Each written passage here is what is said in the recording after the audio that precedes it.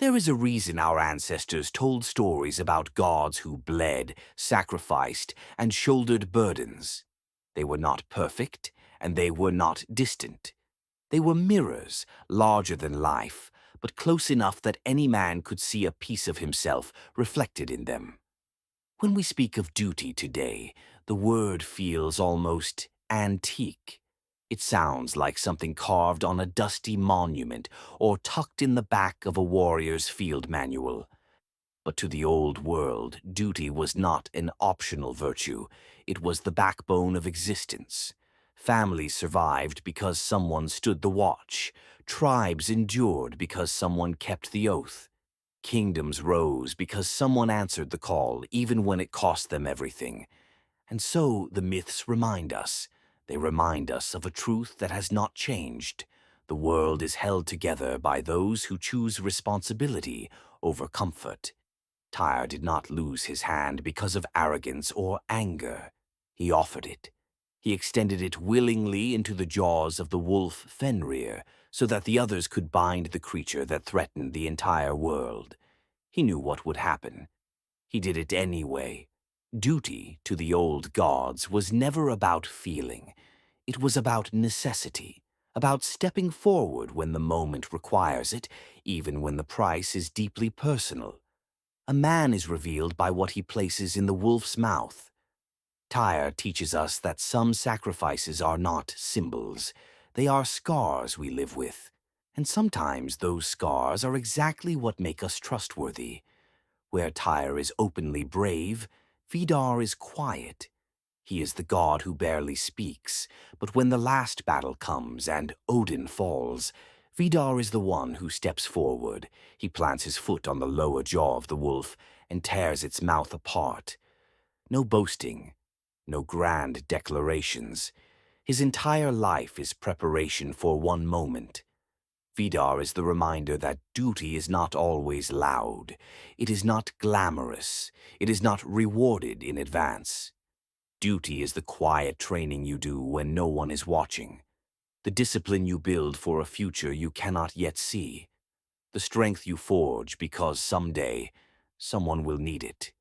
Not all duty belongs to gods. Some of it rests on the shoulders of men who understand leadership as a form of service. Hrolf Kraki was that kind of king. Generous beyond measure, brave without hesitation. He gave gold freely to warriors and wandered the land to protect his people. His loyalty inspired loyalty. His courage summoned courage in others. Duty, in his story, is not obedience. It is stewardship. A man's authority is measured by what he gives, not what he demands. A leader protects first, leads second, and only takes what he must. In an age where leadership often means chasing admiration, Hrolf Kraki stands as a reminder that duty is about lifting the weight others cannot carry. Duty is not fashionable. Duty is not trending. Duty is not something the modern world praises, because duty requires the very thing society tries hardest to avoid: burden. Burden is not a curse. Burden is meaning. The old gods and heroes knew that a man without responsibility becomes a ghost, drifting, unanchored, without depth or direction. But a man who carries something, a family, a community, a vow, a standard, becomes defined, sharpened, made real by what he shoulders. Duty gives shape to a man's life the way a scabbard gives shape to a sword. And every man at some point must decide what he is willing to stand for when the cost arrives. For those of us who walk the path of protectors, in uniform, in our homes, in our communities, these stories are not just myths. They are reminders that the world does not run on ease.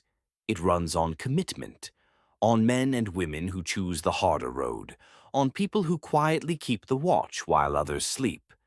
Duty is not glory. Duty is not applause. Duty is simply this: the willingness to be the one who steps forward when the moment comes. Tyr did it. Vidar did it. Hrolf Kraki did it. And now it is our turn. The gods of the old world are gone. but what they taught is not. And as long as even one person remembers the weight of responsibility and carries it with steadiness, the flame of duty is not dead. It lives in those who choose to bear it.